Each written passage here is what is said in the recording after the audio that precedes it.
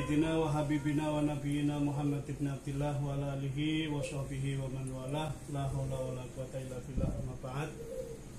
Para bapak sedaya jamaah rutinan Yasin dan sholawat al-mubarak yang berbahagia dan yang mudah-mudahan tetap dalam rahmat Allah Subhanahu wa taala. Pertama-tama marilah kita dengan tidak ada henti-hentinya menghaturkan puji syukur kepada Allah Subhanahu wa taala, karena dengan kita memanjatkan menghaturkan puji syukur kepada Allah Subhanahu wa taala, nikmat Allah akan kembali kepada kita semuanya. Kemudian sholawat dan salam mudah-mudahan tetap terlimpah kepada junjungan kita Nabi Agung Muhammad sallallahu alaihi wasallam, yang mana kita tetap berharap nunggu syafaatipun Kanjeng Nabi Muhammad sallallahu alaihi wasallam, syafaat dunya, syafaat kubur, syafaat akhirat. Syafaat akhirat ku sing jenenge syafaatul uzma. Tapi syafaat dunya ki ono, kan ono. Syafaat dunya ki ono. Hanya sebagian terbesar di antara kita jarang memahami yang namanya bahwa syafaat di dunia itu ada. Jadi syafaat Kanjeng Nabi nang dunya ki bisa diminta saja nih. Di dalam hadis ada jelas disebutkan dulu zaman Kanjeng Nabi ada seorang yang buta, sahabat buta, nek ketemu Kanjeng Nabi di apa jenenge di pedang-pedang. Di dalam hadis Bukhari itu di pedang-pedang digawe nang Nabi. Lah suatu ketika wong iki saking pengine weruh Kanjeng Nabi, saking pengine kumpul dengan para sahabat-sahabatnya di pedang karo anake, tekan Kanjeng Nabi kewetu. Ora tahan, ya Rasulullah tolong doakan saya supaya saya bisa melihat. Oh no, saking murah kuate pengen weruh Kanjeng Nabi. Lah terus Kanjeng Nabi, kalau misalkan kamu berkehendak saya doakan. Tapi nek kowe sabar kuwi luwih apik. Oh no, tetep dikembalikan takdirnya Allah itu lebih baik. Tapi nek kowe maksa njaluk tak doakan, saya doakan. Tapi akhirnya karena kalah saking pengen ketemu, pengen mirsani Kanjeng Nabi kuwi sing jarane Nabi terakhir, ya Rasulullah doakan sajalah supaya saya bisa melihat dan saya bisa beribadah bersama teman-teman. Akhirnya disuruh pulang. Kalau begitu nanti kamu pulang kemudian ambil air wudu, kemudian sholat 2 rakaat, terus baca doa ini. Nah doanya itu tawasul dengan Kanjeng Nabi.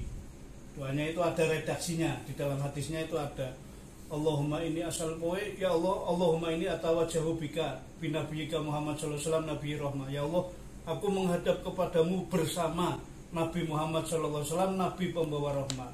Ya Allah, dengan Kanjeng Nabi Muhammad tawasul. Jadi minta barokah di dunia. Nah, setelah sholat kemudian berdoa, kemudian apa jenenge biasa ngene ya, diraupkan sekali, 2 kali, 3 kali, akhirnya bisa melihat betul.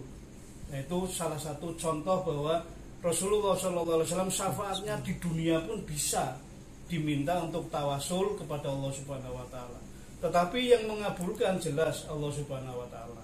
Tapi karena sedekat-dekatnya hamba adalah Kanjeng Nabi, maka kita bisa meminta kepada Allah dengan perantaraan Kanjeng Nabi. Di dalam hadis qudsi itu, pada saat Rasulullah ingin melihat ke surga itu ngomong Kanjeng Nabi, Assalamualaikum ya malaikat, aku pak mlebu surga nang carane zaman Isra Mi'raj kuwi. Malaikatnya terus, "Lah kamu siapa?" "Saya Muhammad." "Oh Muhammad, ya hanya karenamu lah saya disuruh nunggu dan saya tidak boleh membuka kecuali setelah kamu masuk." Malaikatnya malah ngomong ngono. Itu pada saat Isra Mi'raj. Saya disuruh jaga oleh Allah dan saya tidak boleh buka kecuali setelah kamu Muhammad masuk. Nah itu.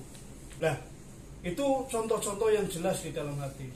Contoh yang sekarang orang suwi-suwi, tidak suwi-suwi. Habib Munzir Al-Musawa itu pernah cerita.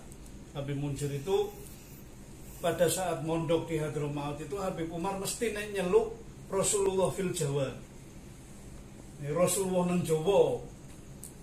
Habib Munzir Al-Musawa almarhum yang membuat majelis Rasulullah di Jakarta Monas itu.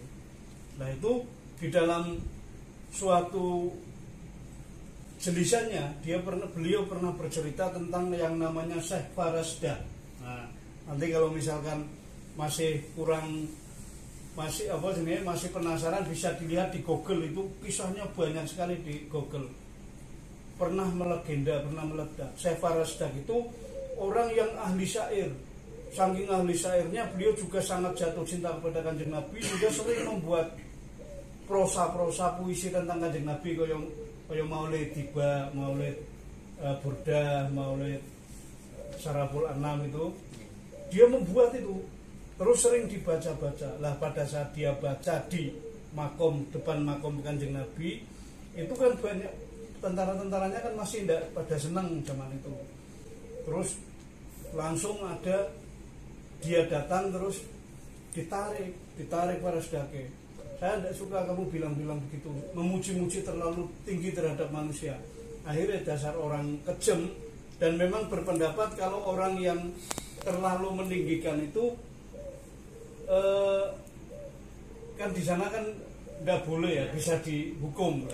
Itu ceritanya dilala koyo algojo wonge rada kejaman langsung kon mangap, terus ditarik ilate, diputus, digunting ilate, sehingga Syekh Farasdak ketika darahnya bercucuran dan sambil dia menangisnya karena sakit ya, jelas karena sakit, terus dia mengerang-erang, corone kan gitu lah. Terus akhirnya dia datang ke makom Rasul, dia berzikir karena sudah tidak bisa bunyi karena terpotong. Kemudian dia berzikir santai, kemudian tertidur. Sebelum berzikir dia ngomong, ya Rasulullah, saya memuji-muji engkau. Nek panjenengan ora seneng saya memuji engkau, silahkan, saya rela, saya ridho. Lidah saya ini terpotong dan tidak usah kembali lagi. Tapi kalau panjenengan seneng ya Rasulullah, tolong sambungkan kembali lidah saya ini. Terus sambil doa dia membaca itu di akhir doa, misalnya setiap 100, kemudian dia minta, ya Rasulullah, saya bermohon kepada Allah bersama namamu ya Rasulullah, seperti yang ada di hadis-hadis itu. Tolong, nek panjenengan memang seneng nek aku memuji panjenengan, saya bermohon kepada Allah, tolong sambungkan lidah saya. Dia bermimpi, kemudian setelah bermimpi didatangi oleh Rasulullah, saya ridho, saya senang terhadap naskah-naskahmu, puisi-puisimu, prosa-prosamu. Mana lidahmu? Mimpi padahal, mana lidahmu? Dikasihkan karena dibawa kepada Rasulullah, kemudian dipasangkan oleh Rasulullah di damu, corone saiki, damu karo Kanjeng Nabi. Dia bermimpi utuh kembali.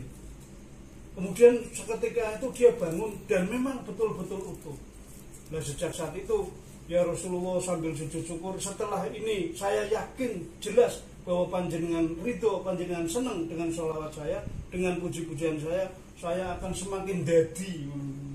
Jadi membuat karya-karyanya semakin dadi. Syekh Farasdak itu hidupnya agak lama. Setelah agak lama, kemudian suatu ketika Syekh Farasdak dipanggil dalam acara agak jauh dari rumahnya. Kemudian di sana dia didudukan panitia, rumah panitianya ya, dimasukkan. Lah di situ dilala ada anak muda yang kemudian kenal. Kemudian akhirnya singkat cerita, kemudian dibawa ke ruang belakang karena rumahnya memang dipakai nggo